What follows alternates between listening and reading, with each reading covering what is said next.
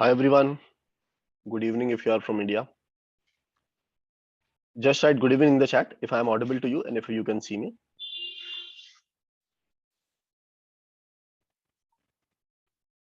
Just write good evening in the chat if you can see me and if I am audible to you.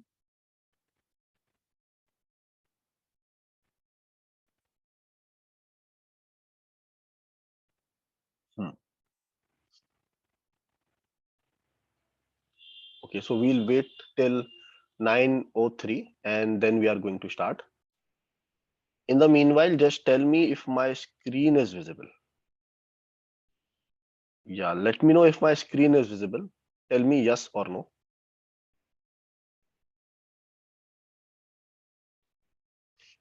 Okay. Thank you. So we are going to wait for a couple of minutes for other folks to join, and then we are going to start.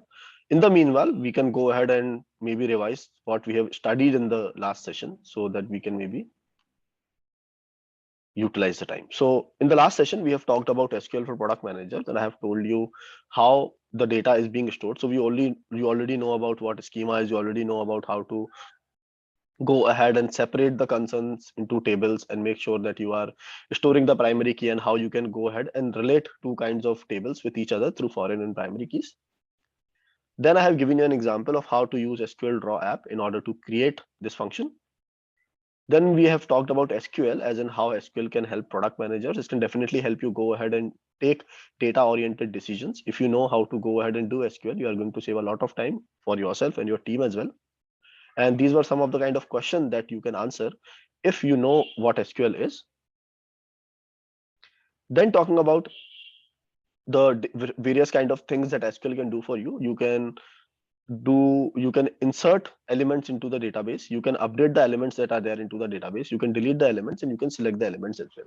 But as a product manager, you would only need to select. You don't need to touch, insert, update, and delete in most of the cases.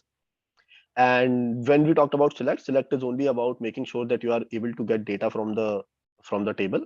And we have talked about a very wildcard as in the star. So you can go ahead and select all the things from the database, like all the columns from a database. You need to use a star, or you can be specific and you can talk about maybe what is the exact column that you need to get from the database.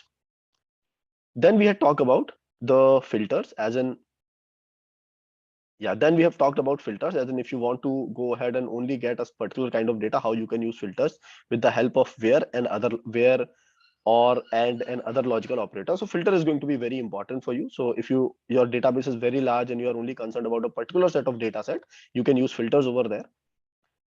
There are and there is or. And is used when both of the conditions should be right, while or is used when the condition is optional.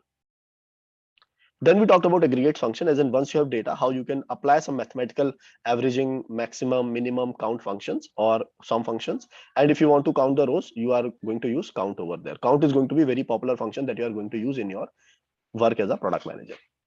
Then we talked about group as in if you want to go ahead and group similar things together and get how many things are there, like in terms of if you want to run aggregate functions on something, you have to go ahead and use groups. That is very useful and we have told you how. Then we talked about limit and order by as in how you can go ahead and limit the kind of result that you can see in the system. That is also going to reduce the kind of load that is there on your database. And then you can go ahead and order the elements by a particular kind of column.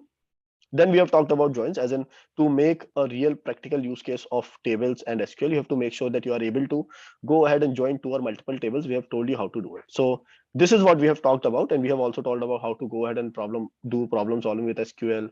And we have also talked about some kind of practical advice that we have given you. So this was it about the last session. Tell me guys, if you are good to go ahead, if you are good to go, where is star after count keyword? What is the star after count keyword? Yeah, so it is going to count every, so it is going to go ahead and count every row. You can go ahead and you can remove star as well, but then you have to write name of some or the other column. Yeah, so guys, tell me, go ahead if you want me to start with today's session, which is about system design 101 for product managers.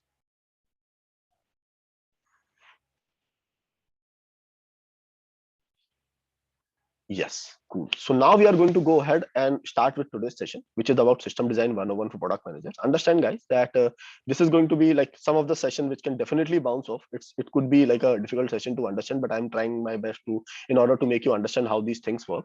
But also understand that although SQL was something that you can use in your day-to-day life as a product manager, or maybe the things we have talked about as in client or server or other kind of thing that we have talked about till now, they could be used in some or the other way as a product manager. But what might happen is that there can definitely be a scenario when the knowledge that we are gathering today might not be useful to you as a product manager, because most of the time these kind of decisions are already taken by engineering managers or developers at your company. Okay, but we are only adding this to make sure that you have a well-rounded knowledge about how systems are built. Okay, so as a product manager, it is not at all essential to have this kind of knowledge. It is just to extend your knowledge so that you know the system that you are working with, how it is so scalable, what is the power of the system that you are working with. Okay, so having said that, let us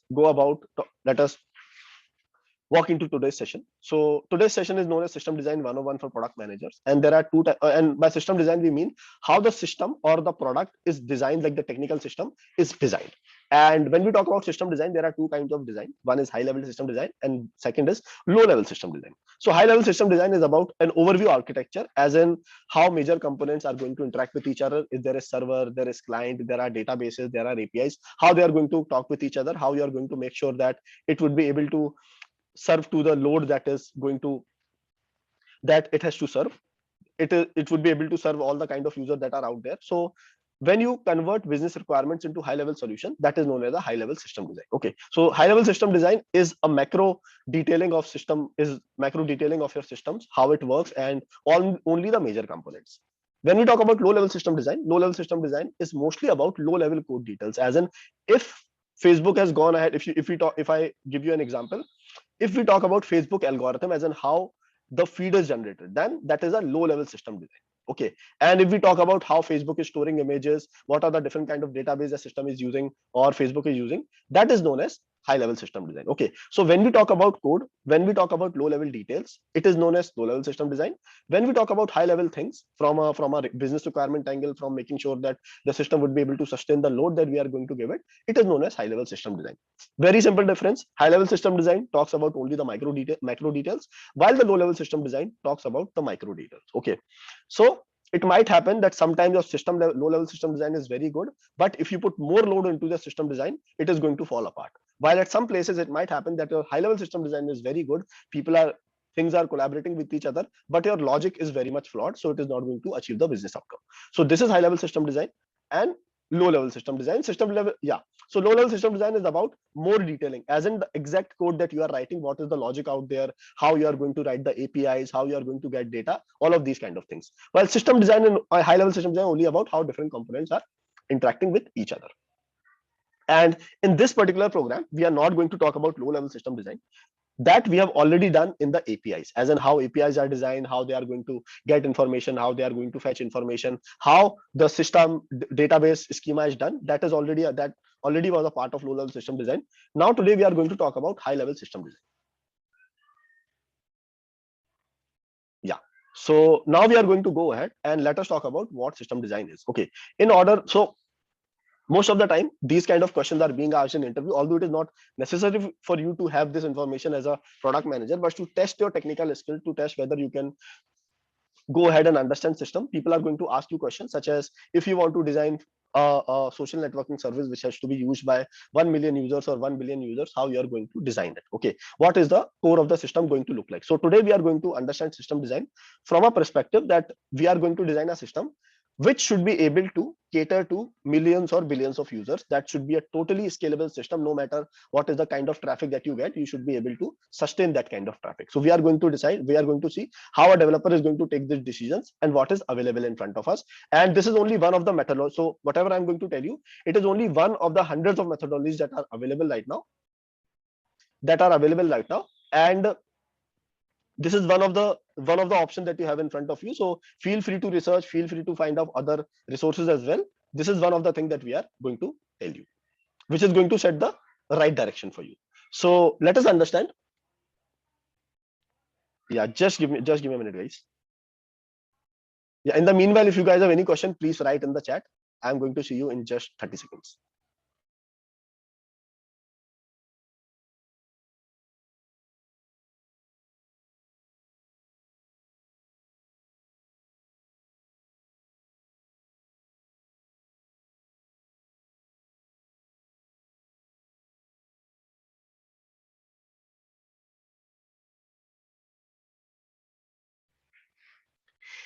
Yes. So Suyash has a question that will we discuss low level design? No, we are not going to discuss low level design. That gets into like very complicatedness of code and how micro decisions are made. This is beyond the scope of this. And there were two important components of low level system design, which is how APIs work and how database schema is done. That is important for product management, and we have already covered it.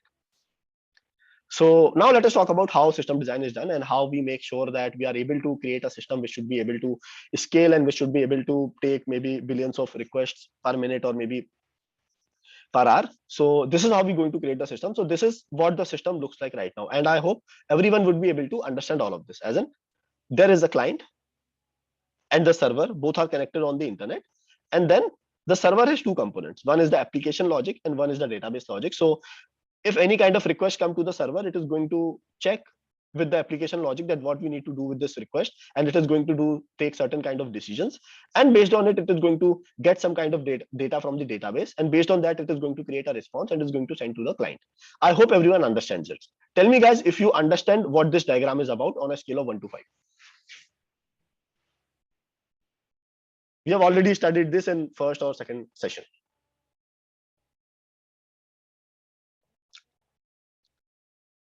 Yes, right.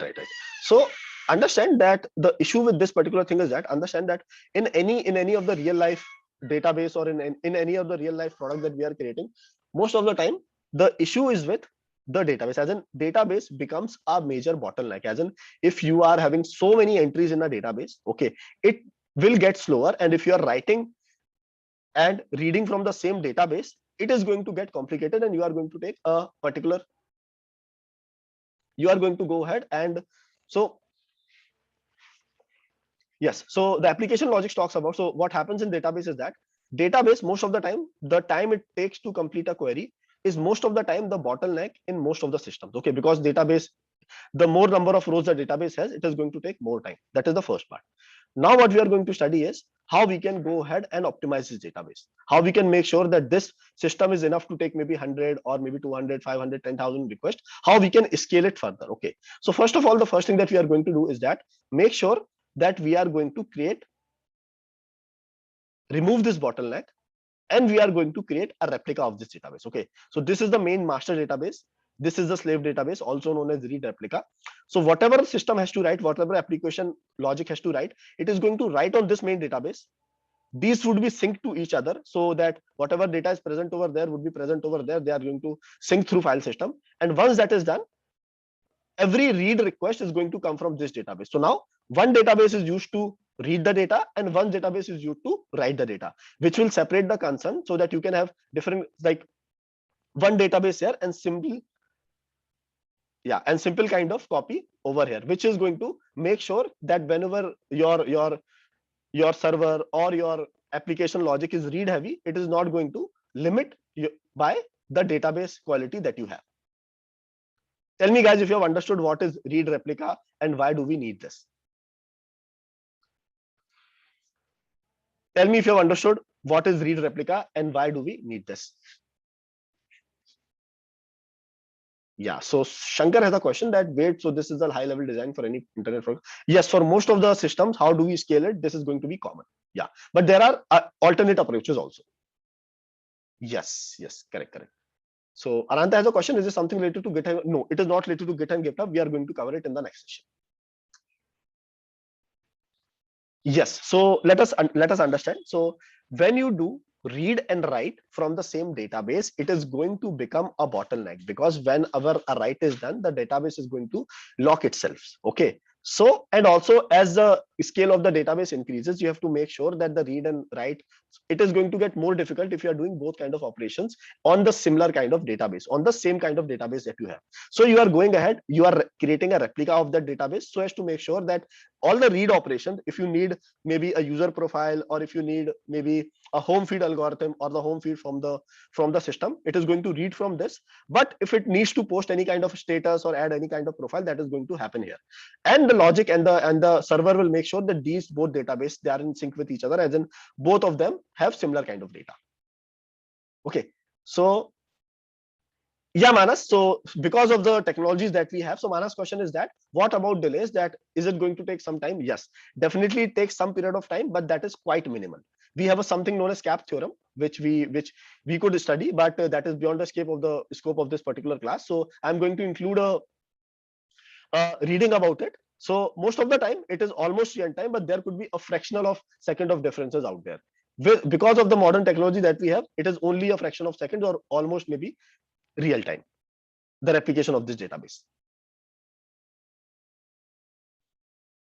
Yeah. Now, what if we can go ahead? So I understand that if we are talking about Twitter, or we are talking about Facebook, or we are talking about maybe if we are talking about any kind of popular platform such as Instagram or Netflix, we also understand that there are going to be some or the other kind of resources which are already accessed very frequently by the users. Okay, so for example, let us consider a very popular Twitter profile which whom people are going to go ahead and they are going to access it very often. Okay, so if my system already knows that this profile is going to be accessed so frequently, why don't I go ahead and create that copy in the cache itself? Okay, so let us talk about cache.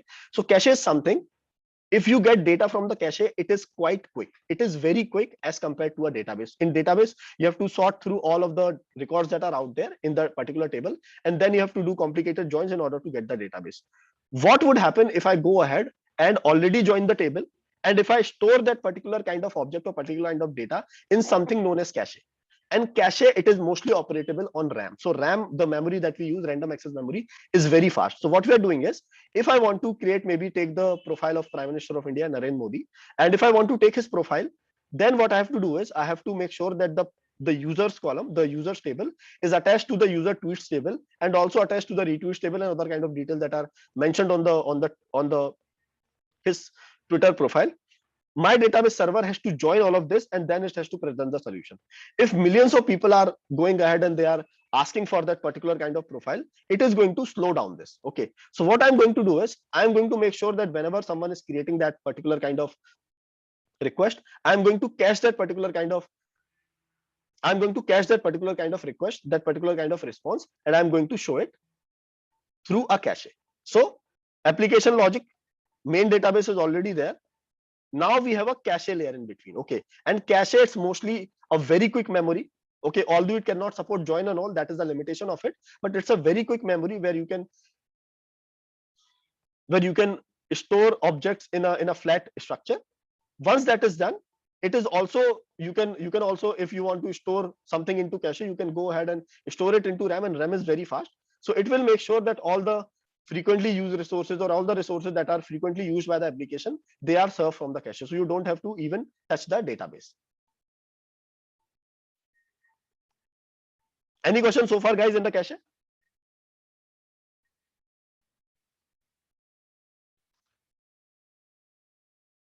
Okay, I'm going to answer that, Manas. Tell me, guys, on a scale of 1 to 5, if you have understood what cache is and how it is implemented on the server side. So you are going to use, so there could be many mechanisms in order to understand how you can use cache. Okay, so you can use cache for your most used resources. You can use cache for your very frequently used resources, or you can go ahead and use cache for your most recently used resources. So there are different kind of logics which you can do in order to make sure that you are storing only the right kind of information in the cache, because cache memory, understand that it is costly. It is stored in the RAM, that is why it is costly. So 4 GB of memory in RAM versus 4 GB of memory in your database is entirely different. Okay, so this is going to cost you even more. So you have to make sure that you are only storing the very frequently used or very recently used data over here, so that you don't have to touch database every time. Okay, yeah. So Manas has a great question, which was cache will be server side or client side. So it could be both. Okay, cache could either be server side, it could be client side. Right now we are limiting ourselves to the server side mechanism. In your browser also you have certain kind of cache, as in if you are visiting a site very often, it is going to go ahead and store the images and the CSS and the JavaScript file in the browser itself until they are going to get ahead and refresh from the server itself.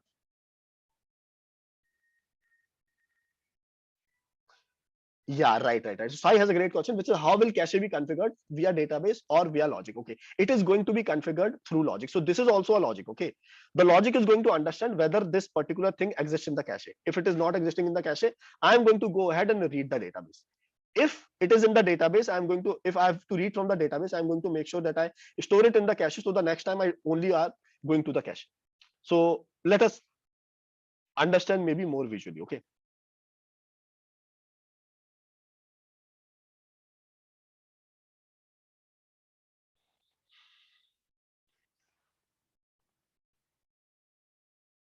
Yeah. So guys, today is the short session, so we can maybe go ahead and take. We are going ahead and taking questions in the between only.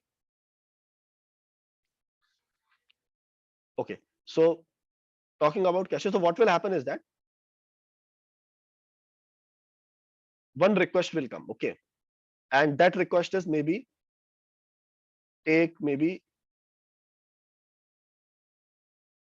Justin Bieber's profile. So we are talking about Twitter, and we are talking about accessing Justin Bieber's profile. Okay, very popular profile. So we have seen that yes,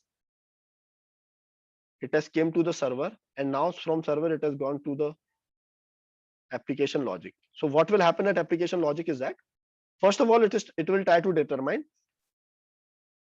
what is the data that I need to have. Okay, then it is going to find does that data is available in the cache. If that data is not available in the cache, okay, if that data is not available, then what it will do is it will get the data from the database, and in return it is also going to store that in the cache itself, so that next time it doesn't have to go to the database. If it is already in the cache, it is going to give it the data from the cache itself.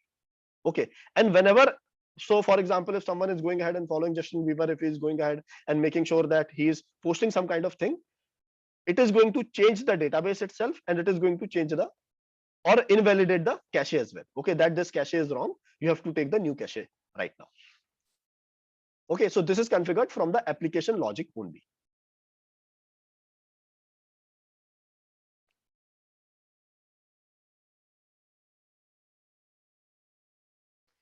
Yeah, so frequently used data. Okay, this also has to be defined from the application logic as well. Okay, so you would have your traffic stats, right?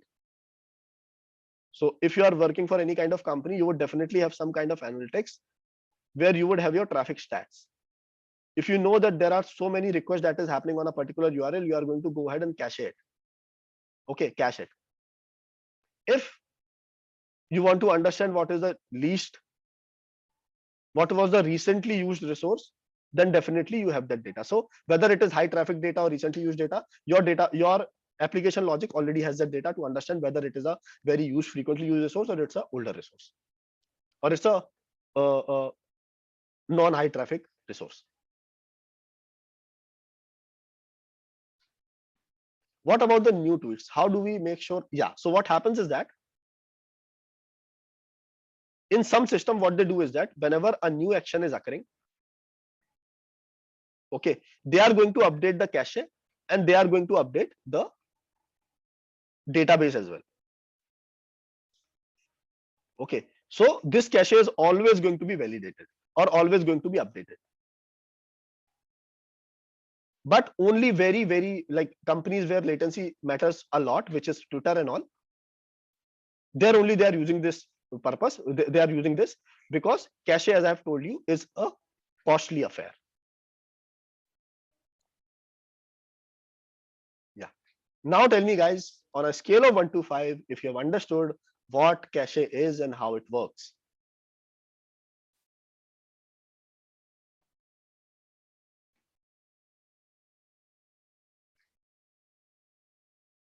Yes. So now we are going to go ahead and we are going to talk about. So in cache we have, so we have softwares which can help us build this cache.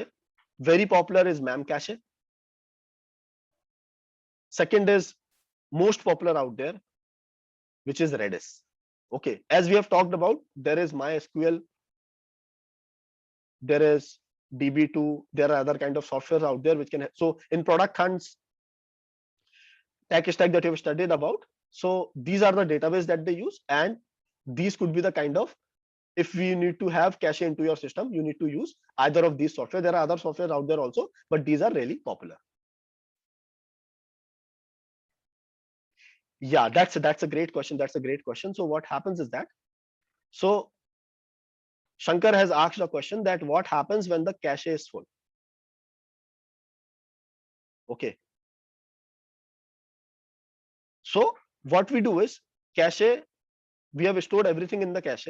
Okay, and whenever new entry is going to made in the cache and we understand that yes, this is full, we are going to reduce, either we are going to go ahead and remove the first entry which was made initially, or we are going to go ahead and remove the entry which was least frequently used. Okay, this is the logic that the application layer has to go ahead and decide. So if the cache has reached limit, you have to make sure that you are removing other kind of things out there. Yes, definitely we can increase the memory of the cache, but that is going to be a costly affair. And that also happens. So if Twitter and all, they are not going to talk at the cost, but they are going to really increase their cache as much as possible. Okay, so cool. So now we are going to talk about the next part. Okay, so we have talked about this, we have talked about cache. Now the main issue with the system is that, for example, right now we can see that a system can go to maybe 4 GB memory, 5 GB RAM, 6 GB RAM, 10 GB RAM, 32 GB RAM, 64 GB RAM, 128 gigabits of RAM. Okay, maybe it could go to 32, maybe 3000 gigabits of RAM. Okay, that is the limit. After that, it cannot scale. And also the kind of cycles that the particular system has. So for example, in order to take the request, the system has to be powerful enough. It should have enough number of cores. Okay, right now there could be 10 cores, 20 cores, 32 cores, 64 cores, and n number of cores, but that number is also limited. So this is only one machine, and this machine is limited by the number of operations that it can do and the number of storage RAM that it can offer to any kind of client. So for that reason, if you want to increase, like go ahead and build any kind of system that should be scale infinitely, we have to go ahead and make sure that we are able to replicate these servers. Okay, so we have one device of 4 GB. How we can go ahead and create maybe one more device with the same kind of logic. Okay, so that now we are not limited by number of devices. We can add any number of devices out there, but we cannot go ahead and increase the potential of a device. Okay, we have talked about this in the past. Can any one of you tell me what the terms are known as? We have talked about scaling in the past. Okay, in the first or second session, can any one of you tell me the terms that we have used in order to explain this scenario, how we can increase the capability of the system? Yes, correct. Yes, how we can increase the capability of the system and how we can increase the number of servers that are there in the system. Okay, so there are two kinds of scaling that we can do. One is horizontal scaling. Second is vertical scaling. Okay, in vertical scaling, what we do is, right now we have a machine of 4 GB RAM which has 2 cores. Okay, now if I need more, if I need maybe scale this kind of system, I will go ahead and include maybe 8 GB of RAM, and maybe I could do 4 cores. Okay, I can also extend it to maybe take it maybe 320 GB of RAM and maybe 100 cores. Okay, but after that the machine is going to be exponentially costly. Okay, and also their limit, you are going to reach a limit after which you cannot do anything. So for that we have something known as horizontal scaling. So we have server 1 which has 4 GB of RAM and 10 cores. Now we can also add a server 2 which has again 4 GB of RAM and maybe 10 cores. So this is known as, when you increase the scalability of the system or the potential of the system by increasing the number of servers, that is known as horizontal scaling, by adding the number of devices. When you do it by vertical scaling, when you are doing it by increasing the capability of a particular system, that is known as vertical scaling. Vertical scaling is not at all advisable for simple kind of systems or simple kind of services out there. You can go ahead and do with vertical scaling, which is very simple to do. But in most of the systems that we are talking about and the kind of company that you are going to work with, horizontal scaling is the way to go. Now, how horizontal scaling looks in real life is this, right? So there is going to be a one server, 2 server, 3 server, and they are going to contain exactly same kind of loop. Now the one new problem arises, as in, if the request is coming from some or the other client, how you are going to decide if there should be given to server 1, server 2, or server 3? For that, we have new kind of technology which is known as a load balancer. Okay, the load balancer is a technology, is a piece of technology, is a piece of technology in your whole ecosystem or in your whole tech stack, which is going to make sure that it is able to route the right kind of traffic on server 1, server 2, or server 3. There could be different kind of logics. One simple logic is that it is going to find out which server is not ideal right now, which server is ideal right now, which is not having so many requests, it is going to give it that. It is also going to go ahead, and there is a term known as consistent hashing. It is going to find out which is the server which can take the load right now based on the load that is already had, based on the operation that he is doing. And it can also maybe understand the IP or the kind of request that is coming to the server, and it is going to decide where the request should go. Okay, so there could be so many kinds of algorithms that the load balancer can follow in order to decide whether the request should go to server 1 or server 2 or server 3. Okay, the application logic is going to be similar across the 3 of the servers. Okay, tell me guys if you have understood what is the functionality of load balancer.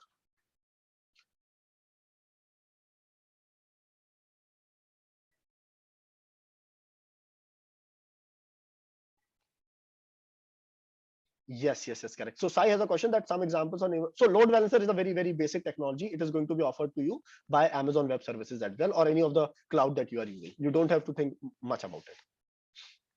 Yes. So now we are going to go ahead and talk about, yeah. So others is a very good question over here. Okay, that every server has a separate database.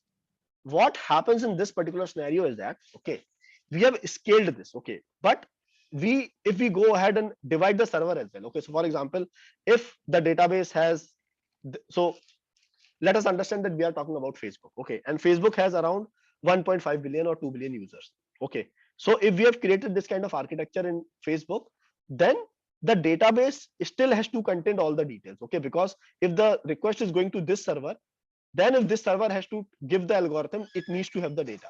So we have separated the concern, we have solved the problem of servers, as in where the application logic is going to reside, as in terms of memory, and also in terms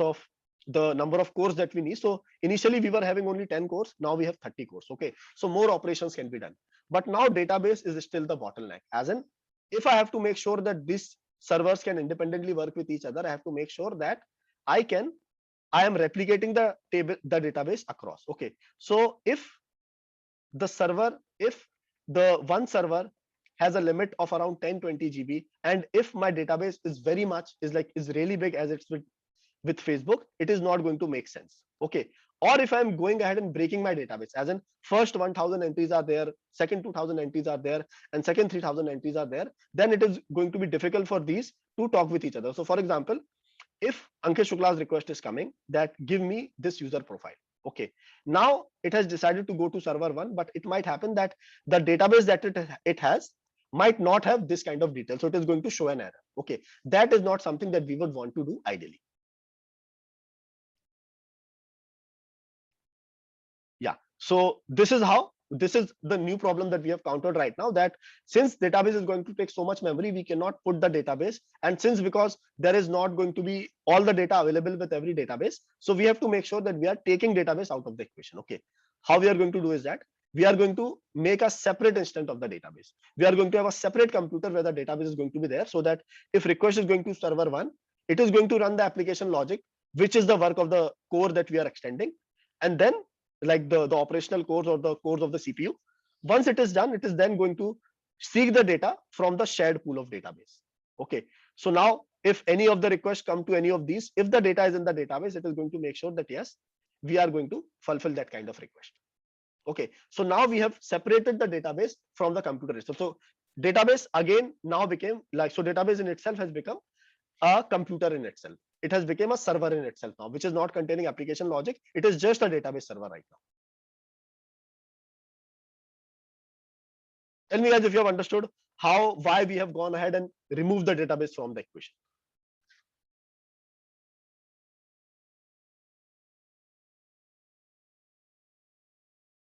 Tell me on a scale of 1 to 5 if you have understood how do we remove this.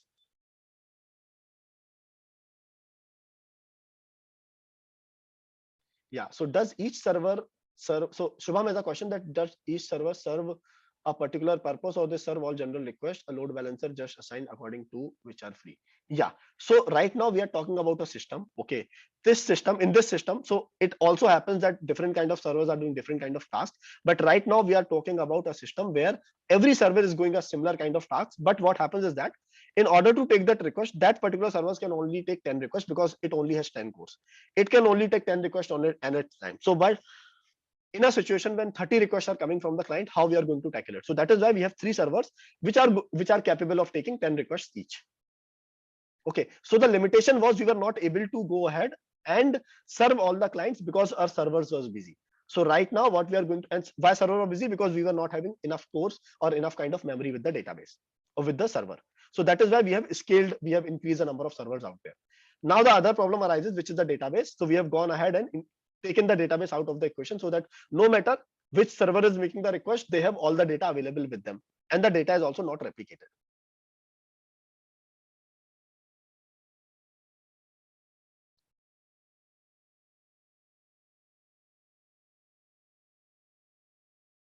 Yeah, so Surya has a question that shared database is different with the database from each server. No, no, no. We have removed the database from altogether. Okay, so now the application logic doesn't contain any kind of database. It is going to make a request to this database server itself. Okay, so if it needs to do any kind of SQL query, it is going to make sure that this request is being sent to this database. Okay, now it is going to act as a client for this database, and this database is going to send it data, whatever it wants, and write the data. Correct. Veena, you are on the right lines.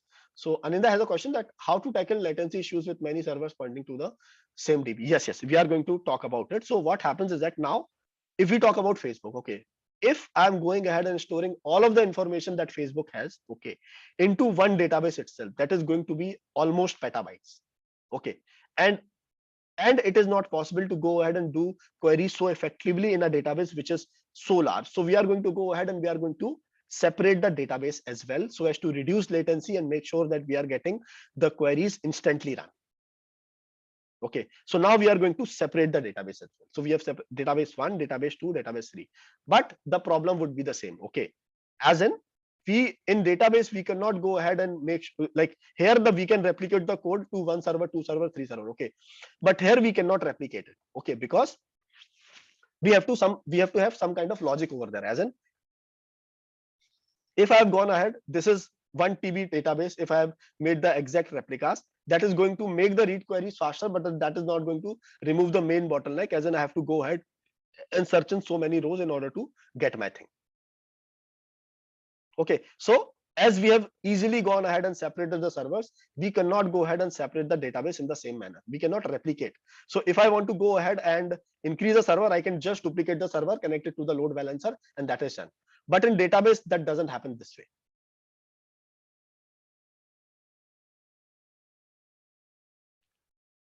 For that, so in order to counter this problem, we have something known as sharding. Okay, sharding stands for breaking down the database into its constituent parts or into smaller data sets. Okay, so we have this one particular table, which is the invoice table. We have gone ahead and separated 1 to n customer IDs or primary keys into this, and 1 to or maybe n to n number of rows into this kind of database shard. Okay, shard are known as the parts of the database that we have created, the constituent parts of the data of the bigger database. Once we have created this, now there is going to be the sharding application logic, as in if this request is coming, which database you should go into, and then we are going to break down that database of maybe petabytes into very smaller databases. And now this logic is going to find which database will have the right kind of data that the application logic is looking for. So this is the diagram that we are going to tackle in which we are going to create if we want to make sure that our system is infinitely scalable. Tell me guys if you have understood this. I'm going to answer all the questions that are in the chat one by one. Tell me guys if you have understood how you are going to go ahead and create a scalable system. If you have understood this, then maybe you have understood something really valuable today. Yes. So now if you guys have any question, please put down in the chat and I'm going to cover this. And then we are going to cover a very simple topic, which is CDN. And then we are going to be done for today's session. Yeah. So yes, let me take questions one by one. So Aninda has a question that how to handle latency issues with many servers pertaining to the same DB. So we have figured this out, that we are going to shard the database. Okay, if database is in a smaller quantities, the database is broken into smaller parts, the query is going to be easier, and we are going to make sure that we are able to find which information, like which number rows is stored in which kind of database. We are going to have a sharding logic for it, sharding application server for it. Veena has a question that is it same in case of multiple DBs and microservices? Yes, correct. So understand this particular thing is a microservice in itself. There could be multiple microservices as well, and these microservices are decoupled with each other, as in it can take any kind of request that it wants. Shubham has a question that does the database give any priority to certain servers while processing queries? Multiple servers request the data, then how does request? Yeah, this has to be go. Yeah. Right, correct. So this in this particular scenario, so Shubham question is, does the database give any priority to certain servers while processing queries? No, it is going to be determined by the application that you are running. It is going to be determined by application logic. Most of the time, it shouldn't do this. Yeah, so which is better, master slave or sharding? Okay, it is not about better and all. So initially people only go with master slave architecture because it's simpler to implement. Once you have increased the limit that no matter what is the how much master slave you do, you are not going to get the efficiency, because you can now you have to go ahead and break your database into smaller parts. Your base has grown into terabytes, petabytes, or maybe multiple of GBs. Then the only option that you have is to go ahead and maybe do sharding. So most of the scaled companies, they are using a combination of master slave as well as sharding. So they are also going to create slaves and masters for these shards also.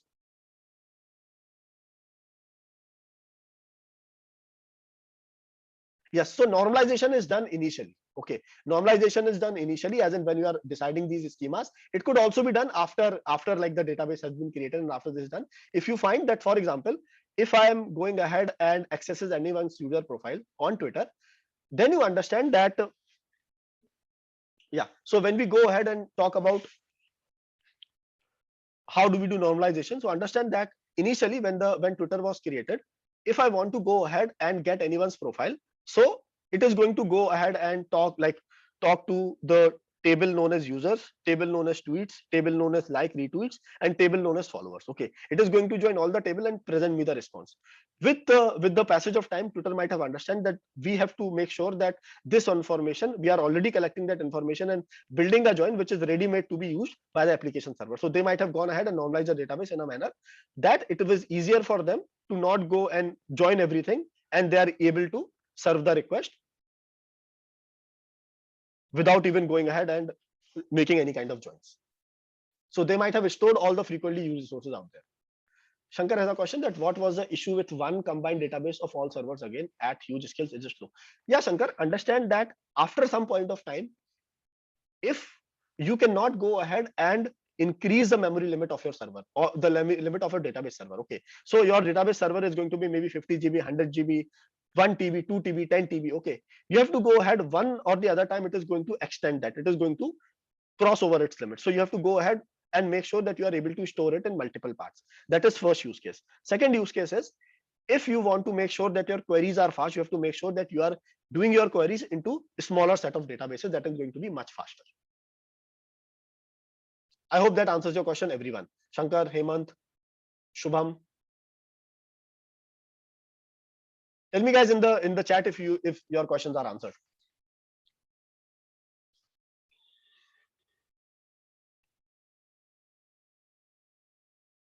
Yes, cool. Yeah.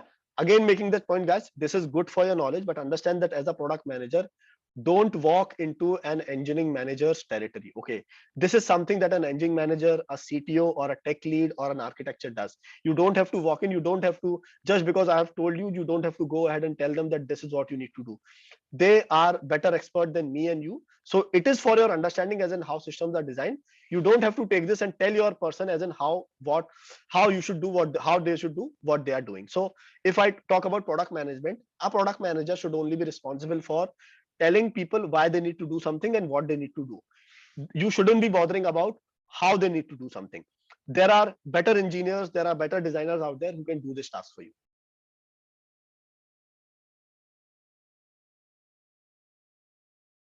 Yeah, so what we do is, so Shankar has a question, this sharding splitting is very temporary. No, it is not temporary. So first of all, we are going to understand that we have gone ahead and have 1 million rows. Okay, and we have created a limit till 1 million rows. So you will create a logic and the database will itself shard. So for first 1 million, it is going to take shard number 2. Once it understand that yes, there is the rows have increased to from 1 million to 2 million, 1 million to 1 million 1, I'm going to create another shard of the database, and the application logic is also going to remain intact.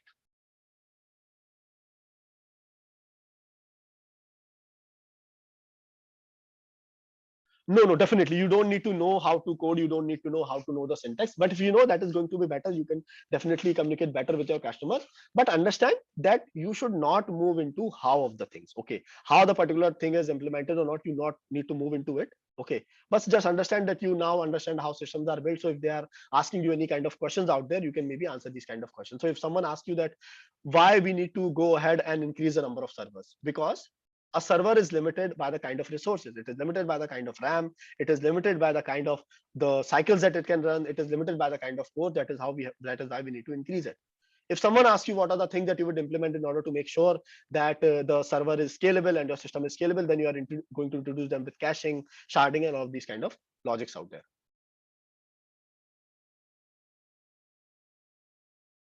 Yeah, and now in the end we are going to understand a very simple concept which is known as content distribution or content delivery network. And what happens in this particular thing is that, so understand that I am going ahead and I am accessing Facebook from India, while there would be someone who is going to access Facebook from USA. Okay, and if Facebook servers are based maybe somewhere in Brazil, then it is going to take a lot of time from them to go ahead and walk through to for the request to reach Brazil and then serve my request. So for that particular case, we have something known as the CDN.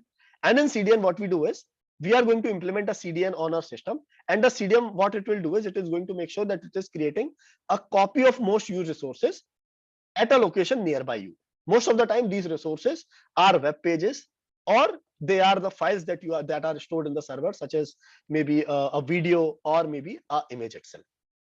So the work of a CDN is to make sure that if a client is requesting a resource which is much far away from it, it is going to make sure that they are going to store the resource or location which is very near to CDN. So CDN such as Cloudflare, CloudFront, which CloudFront is a product by Amazon, they are going to make sure that your resources are available across a location which is nearby to your users. That is going to reduce the latency by a bit.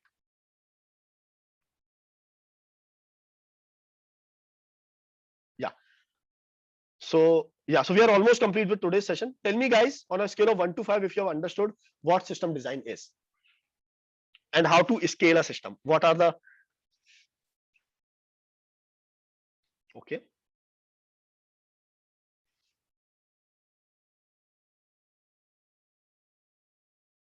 Yeah, Kareem. So can you explain what SRE is exactly here?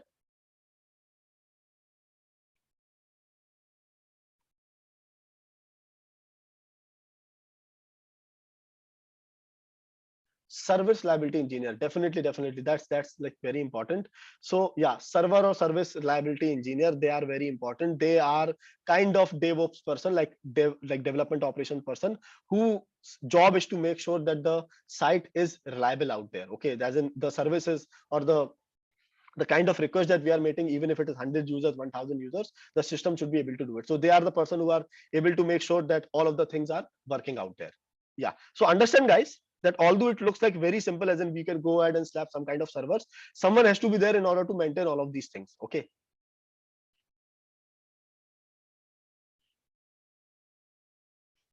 Cloudflare and CloudFront. Yes, so I'll explain that to you again. So for example, we are going to access facebook.com. Okay, and facebook.com has its original server somewhere in Brazil, for example. Okay, so I have to, my request is going to go to the Brazil server, and that server is going to make some kind of request, and it is going to do some kind of logic and take the data file that is stored over there, maybe my image or my videos out there, and it is going to send back to me in India. But that is a lot of distance. So what CDN do is it is going to make sure that it is creating a replica of that request of the files that I'm going to access, maybe to a nearby location, maybe Mumbai and Delhi in my case, and that is how the latency is going to reduce. As in, the request doesn't have to go to Brazil, it can only go to the CDN, and CDN is going to give me the request itself. Our system design process work on templates. I mean, they are linked. We can see popular design system design applications. Yes, definitely. There are so many links where you can go ahead and learn system design, but understand every project is unique in itself. These are only the best practices that I have told you. Every project is unique in itself.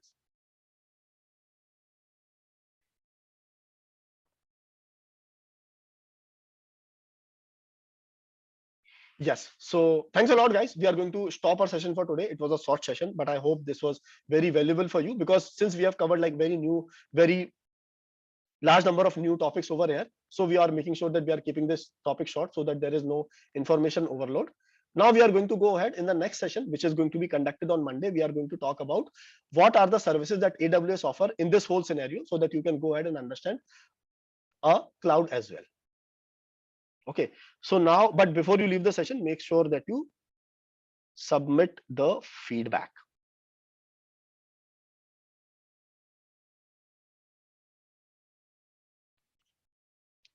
Yes, if you have learned something today, make sure that you submit the feedback.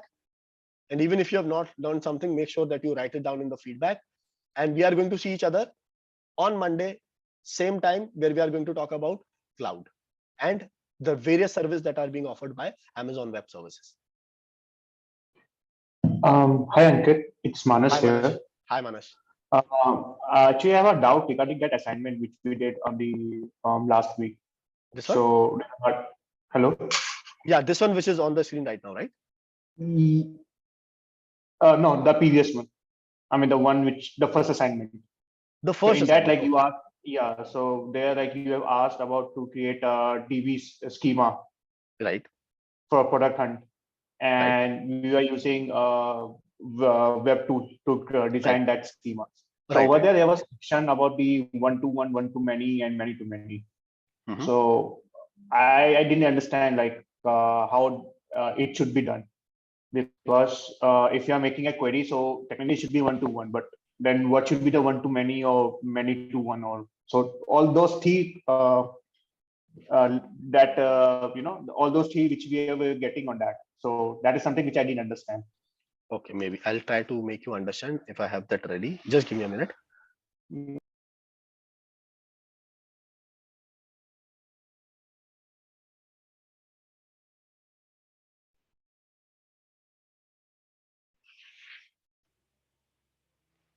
Okay, so one-to-many, one-on-one, one-to-many.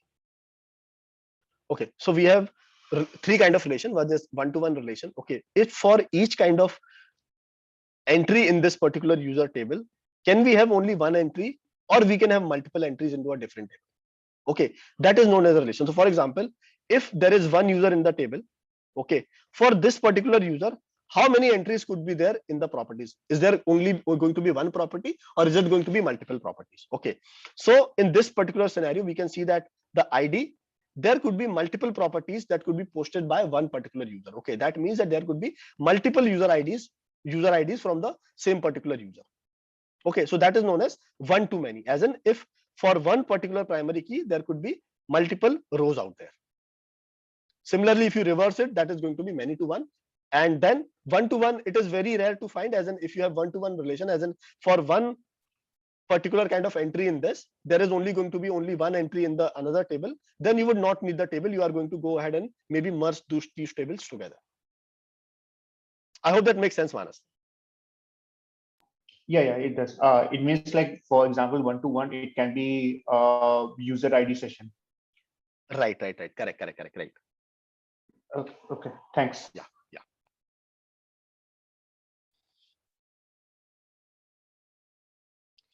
Yes. So yeah, guys, make sure that you fill the feedback, and we are going to see each other on Monday with the new session. And